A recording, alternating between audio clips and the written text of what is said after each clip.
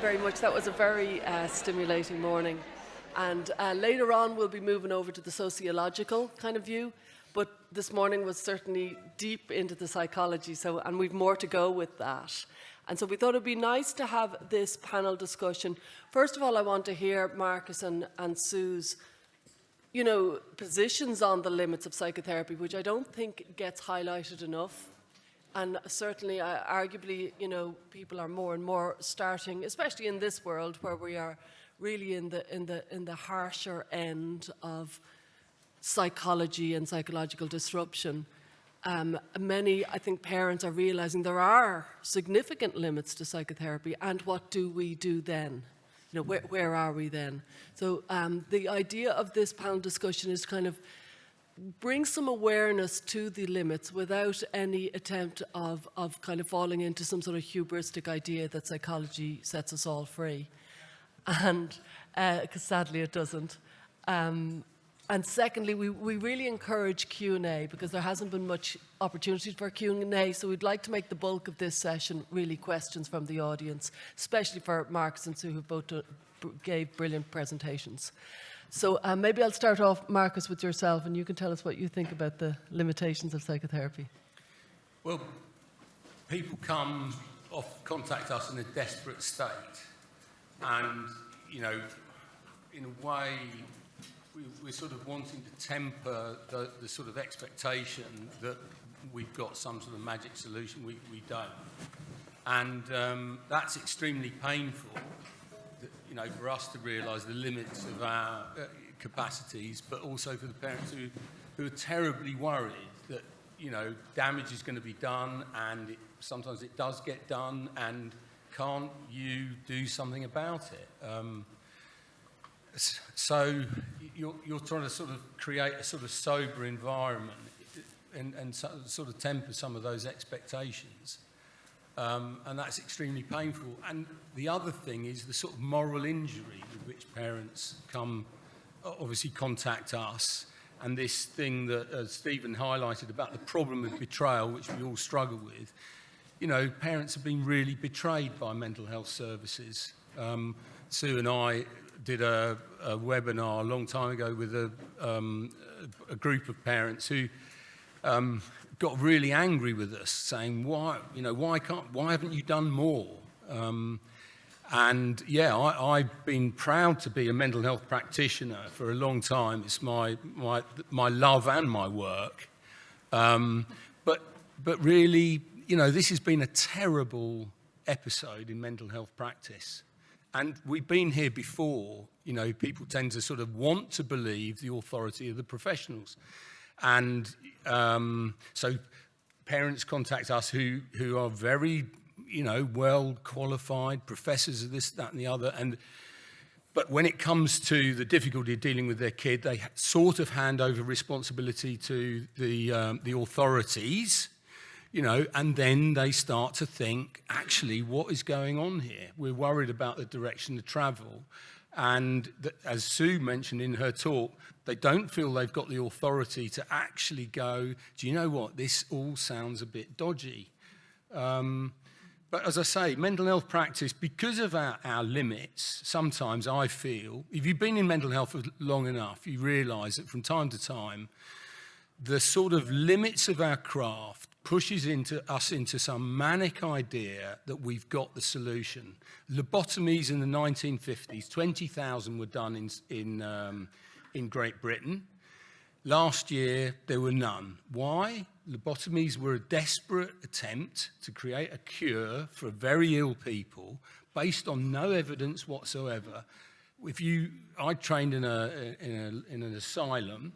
You'd meet people who'd had lobotomies. They were like empty shells, not like people with chronic schizophrenia who would live in their delusional worlds and be quite lively, and then from time to time they break down. There's a sort of sign of life. But with people who'd had lobotomies, they had their personalities removed. That was my observation.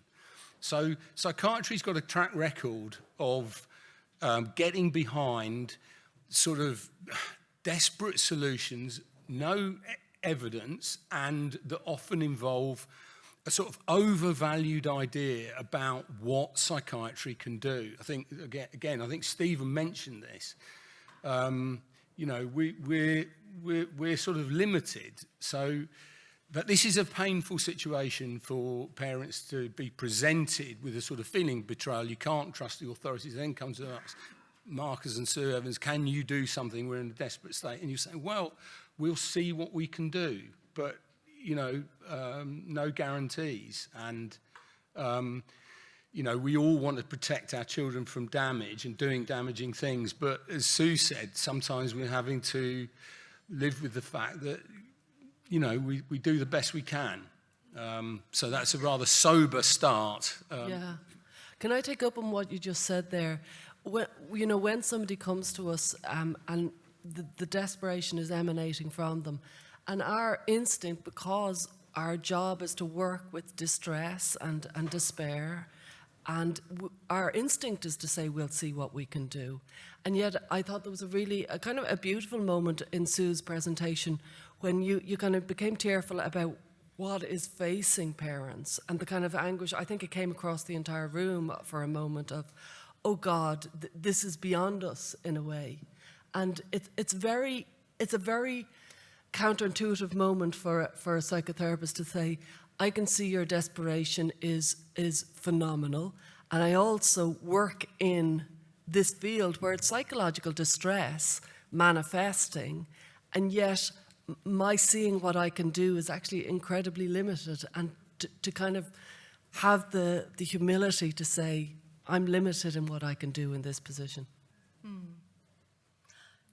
Go ahead. Not for me. Well, Yeah. no, I agree, and I suppose one of the things that has happened to me. I hope my clinical supervisor's not watching too closely, but I mean, there's a sort of tradition of psychoanalytic psychotherapy or psychoanalysis, and you sort of almost are silent in the room, and your patient comes in, and it's a very sort of free-flowing. They just say what they want to say. I've kind of adjusted, so I think I use my background of psychoanalytic understanding, but I think I've had to adjust for working, particularly with teenage kids, because as we've said, they're often quite concrete in their thinking, you know, they're sort of black and white, or they're just very cut off, you know, and it can be incredibly hard. Now, I'm not saying it's impossible to get past that. So, but again, I just wanted to backtrack a bit, because I think one of the key things here is before you get to the sort of psychotherapy room or the treatment area, I think assessment is so important in general mental health work in psychiatry, that you've got to get a broad view of the patient in front of you. You need a good history. And actually, someone flagged up in the break to me something that's really important that I didn't say in my talk. But part of an assessment is you have got to spot actually whether there is frank mental illness and disturbance that might lead to suicidality or self-harm. And it's a really important part of assessment work, because what you often find with this particular patient group, but with other patient groups as well, is what comes from their mouth in response to a question about how they're feeling is very different from what is inside them. So now, you can never prevent all suicides, but when you've been working in the field a while, you kind of get a feeling for the types of questions that you're going to ask beyond the first question. That's why I said I'm not keen on just straightforward questionnaires where you fill in ticks and boxes. So there's something about learning about the quality of the kid. And then what I've done, sorry, I'm sort of digressing there, but what I've done is to adjust the way I work. So if a kid really can't tell me, so how it would often go is they say, well, I say, well, tell me a bit how you feel. And they say, well, I'm trans. And then you say, so what does that mean for you? Well, I'm born in the wrong body. So you've got these sort of statements of feelings. They're not really feelings. But what I do is, if I'm really stuck, I ask about films that they like watching, or I ask them if they listen to music. Once I had a kid who was, you know, doing that with his head, and I said, oh, what's that? He said, oh, I'm just thinking of a song I like. And I said, oh, what song is it? You know, what are the lyrics? And it was so interesting. I won't say what it was, otherwise it would identify them. But it was so interesting what came out of that. So I think we can find ways of working, but it's tricky. And there are some patients, and it really, they can't go there with you. Their defences or their psychological makeup is not going to work in that way. And then we have to be more creative with how to help the family of the trans-identified child. Yeah, I think we have a question here. Yes, we have a question. It's kind of a question and a comment. First of all, I have to say thanks to Stella, Sasha, and Lisa. They changed my life and helped me save my daughter. We're about 95% desisted, which I am very grateful for. Thank you to Sue and Marcus, because your work's been fabulous. I feel that we were blessed to have a great therapist, and believe it or not, and I want to share this with everyone, one of the best things our therapist did was tell my daughter to have sex. And I think that most of the parents in the room will own the fact that their kids, like my daughter at 18, she hadn't held a hand, she hadn't done anything. And I think about our growing up, how many of us did that? And I wonder, like, these kids are so scared of everything. And how do we help them to overcome those fears when they have been told over and over again, don't do this, don't do that, don't do this, don't do that. Like, there's so much don't in their life. How do we get past the don'ts? I thought it was, yeah, it was very good. Yeah.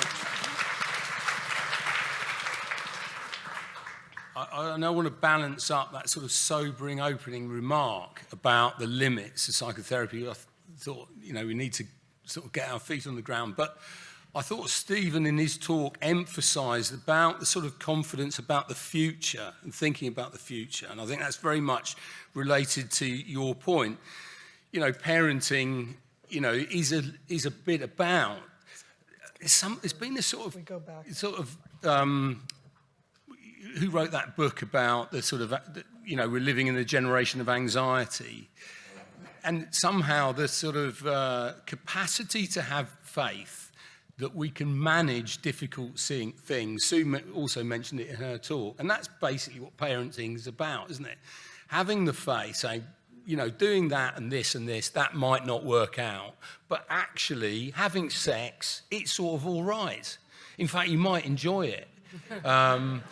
It can become the best of all indoor sports or outdoor sports, whichever takes you. But you've got to get over those fumblings. Oh my God, I shouldn't have done that, and am I touching the right spot? And all of that stuff that you do in the back seat of the cinema or whatever, as you say. You've got to have a little bit of an oomph to go, it'll be all right, we'll work it out, sort of thing. I very much agree with you, yeah. No, I know. She sometimes doesn't. She thought it was a very big mistake 40 years ago, which she's now got to live with because of her superego. She can't divorce me. Otherwise, she would. We have another question there. Hi, I'm Kiara. I've been doing a lot of research on the gut-mind axis, and can you hear me? Sorry. Yeah.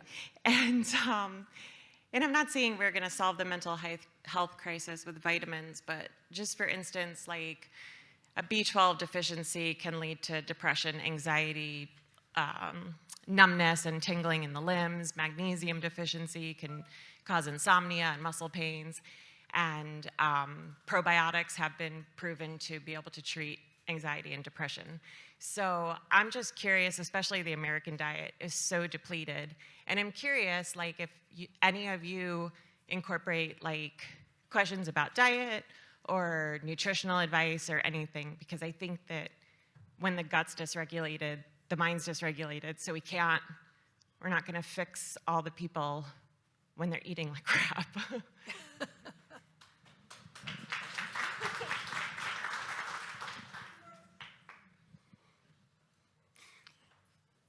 I mean, Psychologists have nothing to say. I will say that I'm a little bit embarrassed because I don't actually speak about food, but I do speak about sleep, and that's my own bias coming into play, because I do think mental health, and I've noticed my own mental health is so impacted by sleep and has been all my life, and food has also, and I'd say I don't know much about it, so I haven't really gone there at all. But I think you're right. It's the mind-body. It's a fundamental that we could arguably put a lot more effort into. Well, I was just thinking about sometimes in terms of when you're seeing a young person and they suddenly mention their body, that as Bob was talking about this, sometimes it's so dissociated and dislocated, they don't really feel they're a body. They despise their body, and then they'll say, oh, I felt something yesterday. I felt like I was attached to my body. So I don't know about the sort of nutritional advice. I think of psychological nutrition, they feed themselves a lot of crap, psychologically, certainly. But when I hear a kid taking interest in their body and feeling things, I sort of see that as a sign of progress and a link between the mind and the body, which is what needs to be healed in some way. Hello, you guys can hear me? So I really appreciate this topic about the limits of psychotherapy, and I just want to lift up maybe two sides of a phenomenon. The first is our tendency, anyone's tendency actually, to kind of go into our savior complex or hero complex. And I think, first of all, if you enter the helping profession, you probably got a little bit of that going on, and I completely opted out. But I see this with some of the gender clinicians. I've talked to a pediatrician who looked me in the eye and said, I know I saved lives. And I'm thinking, do you really though? Do you really know that? But I think any of us therapists can get, I can do this, I can fix it. And when we are working with these young people, that can get activated. And that is not necessarily helpful. The other side of that, which I will say, is I find it really difficult for me when a parent writes me an email and says, I'll move to Pennsylvania. I'll fly from Canada once a week. Fly my kid from Canada, come see what, And, the parents, and I understand why. I have empathy for it, but this tremendous belief that parents have that we have a magic wand that will make their kid desist, and we don't. And it's very, very hard for me to bear that. So I find that, anyway, just a thought. Should I say something? No, really, I'm just going to agree with you there, Lisa, and I think it's important. I often open my parent consultation, by sort of expressing something a bit along the line that just to sort of lower the expectation, really, of what we're trying to achieve. And I think that exact expression is, there is no magic wand. This is painful, and it's something we've got to try and think about.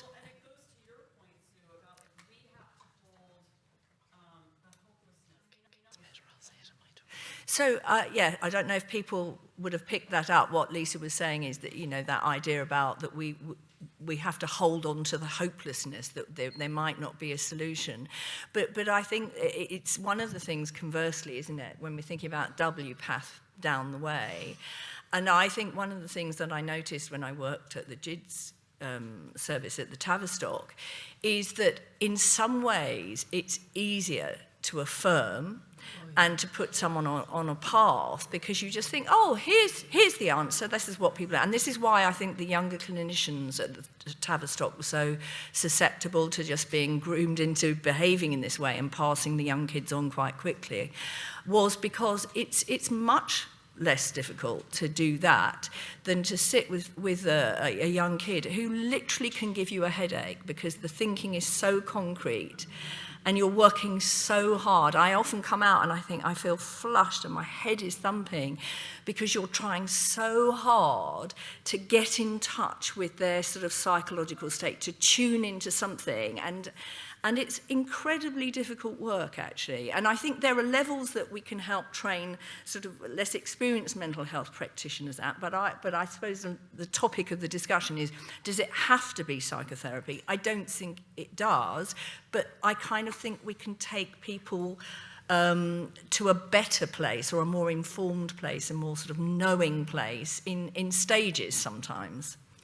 And just to finish, because I think we have to finish now, just from both of you, what should we do when we are confronted with our limits? Should we contact the parents and say, we reached our limit, maybe other avenues should be explored? Or, you know, should this be something that's acknowledged more within psychotherapy? Or should we just keep chasing after the great god of psychotherapy? Well, I think I was just going to say about the pressure, isn't it? Is the pressure, the young person feels they've got a desperate problem that they want a solution to.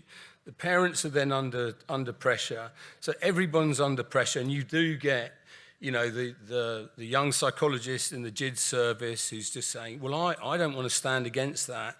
And then there's the surgeons, you know, who we all need to think our surgeon is a god, and you know, but actually they're not. They're just very good. Hopefully they're going to do a lot of good to you. But sometimes the God complex can run riot, you know. And but I think it is that balance, Stella. I think it's a balance between, on the one hand, being realistic, but on the other hand, having some belief that things can be tolerated. You know, it's not so bad to feel that you've got an unmanageable situation, but you might be able to provide the support to allow the mind to grapple with some of these problems which the young person feels they can't manage, it's not going to break them. And just briefly to say, so I have occasionally done that with some of the children that I've seen. But what I always try and do is I try and work it out with the kid. So if a kid is sitting week after week with me in silence and stubborn, and we're sort of there for 45 minutes with nothing going on, I would try and talk with them about how they're feeling about it. And if they don't want to do it, you know, that's a clear answer. So you're always trying to work out, because even if kids aren't engaged, sometimes they are getting something from that. So I think it's important not to make them feel you're a hopeless case, I can't work with you, go away. And I think it's important not to give the message to the parents. But sometimes kids are in a particular place and it's just not the right time. But often there'll be a tiny little turn of the key, and then maybe something will come back a bit later. And so I think it's important to negotiate with the patient, and certainly with the younger adults. I always talk with them about coming towards an end, and you don't want to get the feeling that they've been rejected. So he's... Sorry, one thing, sorry. You see, in psychiatry it came about, you know, we got this idea we could cure everyone. We really can't. We're helping people live with who they are. Yeah. And if the goal is to stop something or cure a problem, then I think we're on, you know, we can't do that. But if we say we're interested in understanding who this person is and helping support them open their mind up, as Sue mentioned, then we say, yeah, we can do that. Where that's going to lead, we don't know. I think that's a much more realistic goal than some idea of sort of curing the problem. I don't think psychoanalysis is very good at that. But all the answers, having said we are in this book, and having said about all this sober, depressive position, here's omnipotence, all the answers. Fernando says, sell the bloody book and buy the yacht. And I apologise to Bob and Stephen that they're not out here sort of selling their books, but this is the answer. Thank you very much.